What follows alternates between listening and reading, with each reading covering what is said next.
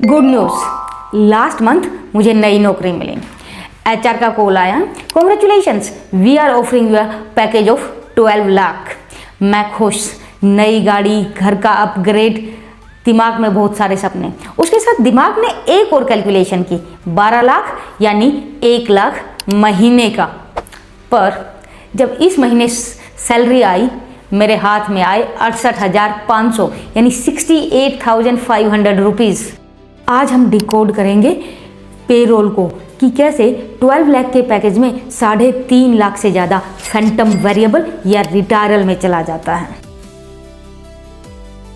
समझो, कॉरपोरेट के लिए सीटीसी का मतलब आपकी सैलरी नहीं है, बल्कि आपको प्लेटफॉर्म पे खड़ा करने के लिए उन्हें एंड टू एंड कितना खर्चा लगा वो है।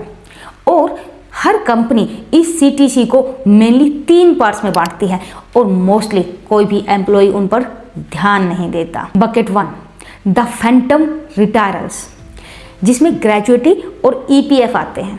अब ईपीएफ को आप ध्यान से समझिए। देखिए, इसके 2 पार्ट होते हैं। एक तो वो 12% जो आप पे करते हैं और दूसरा वो 12% जो कंपनी को पे करना होता है।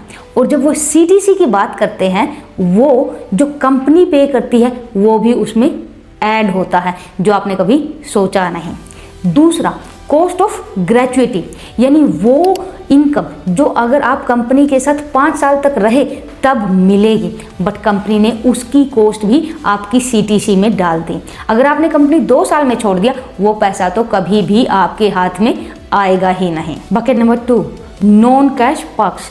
आपको भी कॉर्पोरेट्स ने कभी ना कभी हेल्थ इंश्योरेंस, जिम मेंबरशिप और बहुत सारे नॉन कैश पर्क्स दिए होंगे।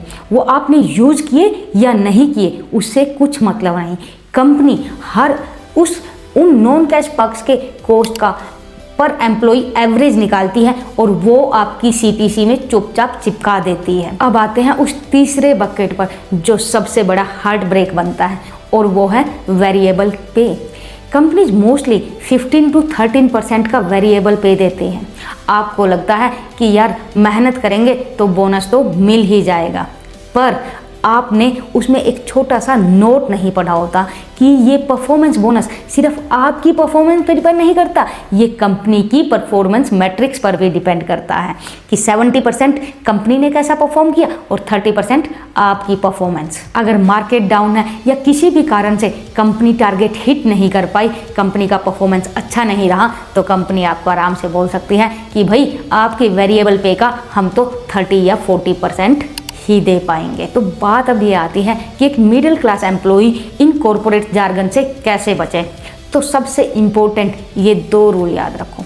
सबसे पहले, कभी भी सीटीसी नेगोशिएट मत करो। जब भी एचआर से बात हो, बोलो कि मैडम जो कि रिटायरल या वेरिएबल पे हैं उनको अलग रखो, मुझे ये बताओ कि मेरी ग्रोस फिक्स्ड सैलरी कितनी होगी।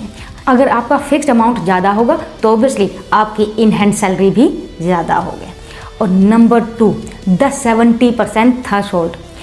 जो भी कंपनी आपको सीटीसी बता रही है उसका 70% तो कम से कम आपकी इन हैंड सैलरी होनी चाहिए। अगर वो 70% से कम है, यानी बकेट्स में कुछ ना कुछ लोचा है, कहीं ना कहीं कोई ना कोई वेरिएबल पे या रिटायरल्स को काफ़ी हाई रखा गया है, जो कि फिक्स नहीं है मिलेगा या नहीं मिलेगा, जिसका रिस्क फैक्टर हाई है।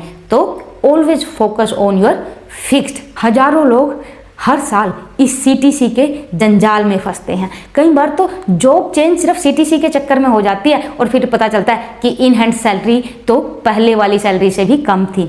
ईएमआई भर नहीं पाते हैं, बहुत सारे इश्यूज फेस करते हैं। तो आप सिर्फ पेपर पर अमीर मत बनिए, एक्चुअल में अमीर बनिए।